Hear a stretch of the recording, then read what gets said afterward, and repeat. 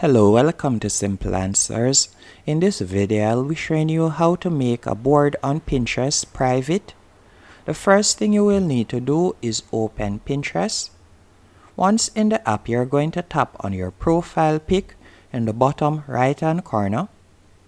From here, you'll simply scroll down until you see the board that you would like to make private.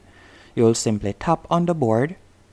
Then right above the board's name in the top right hand corner, you'll see three dots. You're going to tap on that. Then select Edit Board. And you're going to scroll down and you're going to see the option Make this board secret. You'll toggle this on. Then tap on Done. And that's it. You can see a lock right now, and that's it. Hope you found this video helpful and informative.